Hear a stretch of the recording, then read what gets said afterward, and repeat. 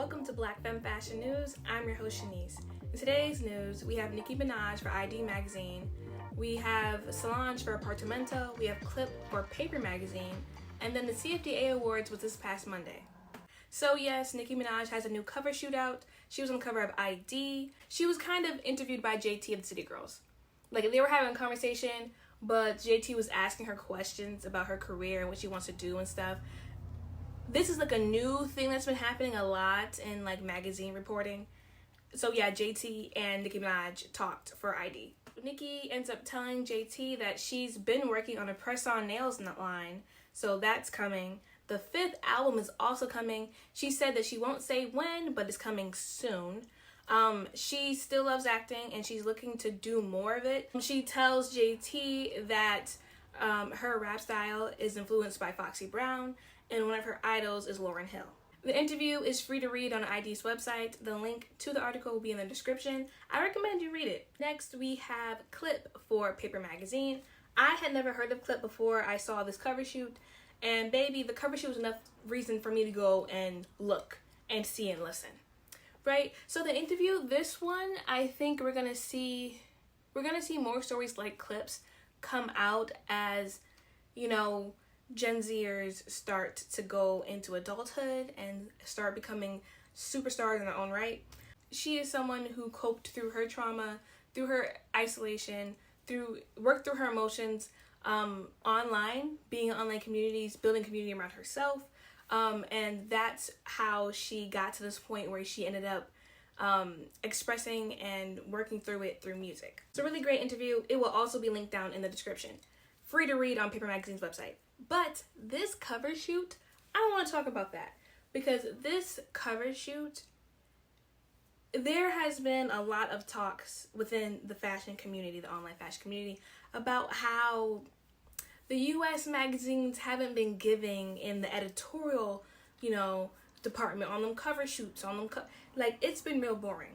Visual boredom is a thing, and it's a huge problem when you are a fashion publication. It doesn't work. It's not good. It's particularly bad when you're doing fashion. The thing I love about this Clip editorial for Paper Magazine is that it visually catches. This shoot does that. And I'm not saying it because there's Telefar prominently placed throughout it. I'm not saying that because it's obviously an ode to New York City hip-hop and street culture, even though I love those two things a lot. But there's just enough to keep you visually engaged.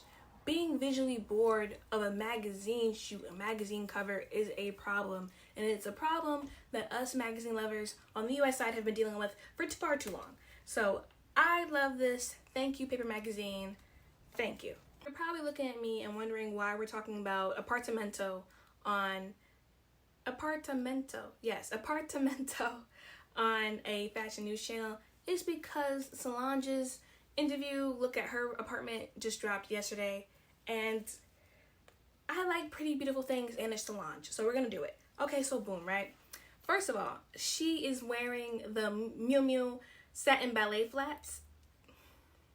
She knows the culture. And then she's also wearing a pair of Telfar shorts. Like, Solange gets it. Solange gets it. But the apartment, gorgeous, is located in Hollywood. She's had it since she was 19 years old. The interior has changed since then, of course.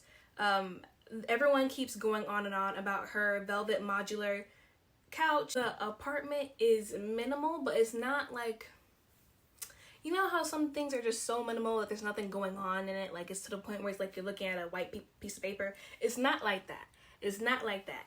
She has so much art and so much, rich, different coffee colored browns all throughout it. People also are really raving about the art. The art is impeccably placed. It's beautiful. It's expensive. I keep thinking about that tub. Today, the news report is going to be a little different. As a reporter, I have made it my mission to actively record Black American fashion history. And on Monday night, November 7th, 2022, was the CFDA Awards. And babes, it was a great night for us. It was a great night. If you don't know, the CFDA Awards is put on by the Council of Fashion Designers of America. It is the fashion awards for American designers. Think about it as the fashion awards comparable to the Oscars for movies and the Grammys for music. That this is what we have in America for American fashion designers. Because if you know anything about the bigger wide context of fashion history, American fashion designers have not really, been given the same amount of attention, praise, love, props as, the European counterparts. So that's how we ended up here. There were so many Black fashion creatives and forces that were nominated and honored this past Monday at the award ceremony, and we just have to go through all of it. So I'm bringing out the tablet. Let's go. Let's start with the honorees. Virgil Abloh was posthumously awarded the Board of Trustees Award.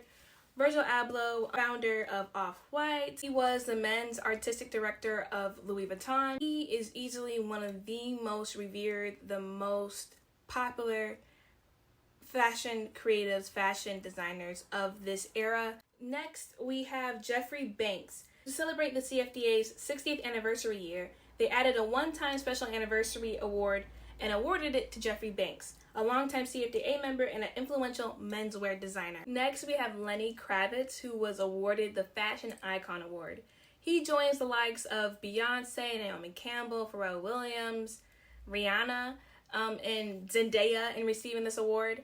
This was a no-brainer. I had no questions. I immediately understood. And he showed up to the carpet wearing Laquan Smith. Next, we have Patty Wilson, who received the CFDA's Media Award in honor of Eugenia Shepherd. This is the award that I'm coming after another 20 or 30 years. Okay, this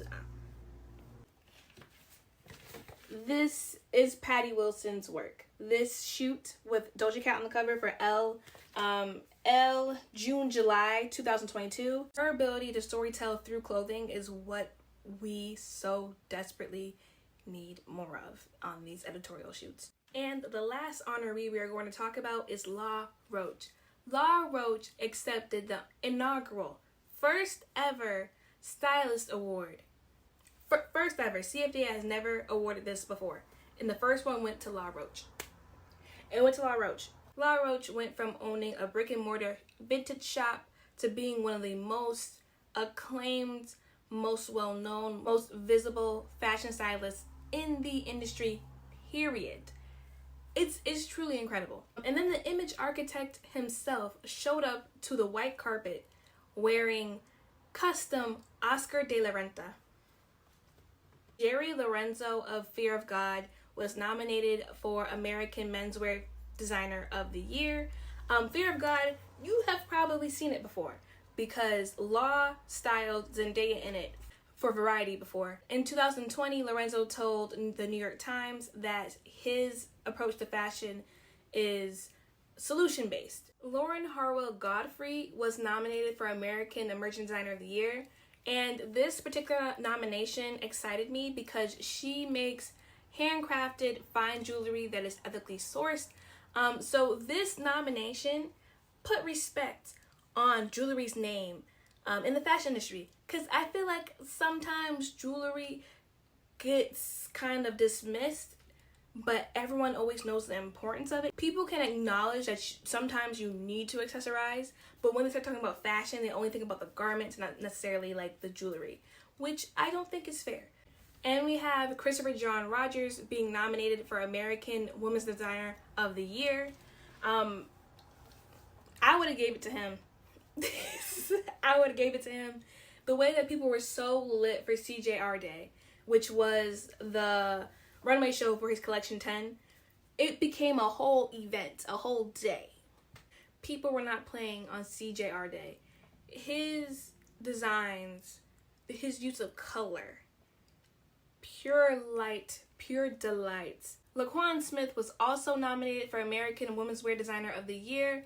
If you saw his show at New York Fashion Week, that's all you need to know to be introduced to the brand on the whole. It's sexy, it's bright, it's fearless. Now the red carpet, it was a white carpet. The white carpet for this event was very much black. It's like everyone just got a notification, oh, let's all wear black, and they all wear black. The looks that I feel like are worth talking about, look at Janelle Monáe. Yeah. And then Kiki, our friend of the show, Kiki Palmer, was wearing Carolina Herrera. And honestly, I'm not a floral all over girl. I tried to avoid any looks that look like grandma's couch. But I think it's the slit with the peekaboo matching boot that did this look for me. Otherwise, I wouldn't have eaten it. Best hair of the night, without a doubt, goes to Jock of Black Boy Knits. I had to swipe up on their story and tell them that they won hair of the night. We have Fia Noel. She was there. She was wearing look 16 of her Wish You Were Here collection that debuted at New York Fashion Week. This is actually the show notes for that fashion show where that look debuted, because I was there. It was my first ever fashion show, and Fee invited me. So in case you're wondering what this is the show notes for Fee Noel spring 2023. And then we have Paloma, who is wearing look 40 of Luar's spring 2023 show that premiered at New York Fashion Week as well. Speaking of Luar, we are finally at the Accessory Designer of the Year category. This was the category that everybody was watching. So I will read you the nominees, and then I'll tell you why I wasn't sure. I couldn't pick a winner at the time. Okay, so we have Aurora James of Brother Bellies. We have Brandon Blackwood of Brandon Blackwood. We have Telfar Clemens of Telfar. We have Raul Lopez of Luar. And we have Stuart Vevers of Coach. I strongly believe that the votes were casted before Brandon Blackwood released their fall collection and before the Coach line of purses that are plush, that are all over high fashion Twitter, that are all over Instagram came out. But votes were casted after the Luar pop-up shop, after the Luar New York Fashion Week show, after the Telfar Rainbow Brooklyn event. Knowing that made me uncomfortable making a prediction, but in the end, our Dominican brother Raul Lopez won American Accessory Designer of the Year.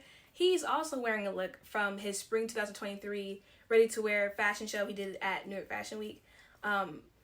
Honestly, any of them could have won. Even just being in this group of designers in this category together at the same time was just such an honor. And that was it for today's news report. Until next time, stay stylish, y'all.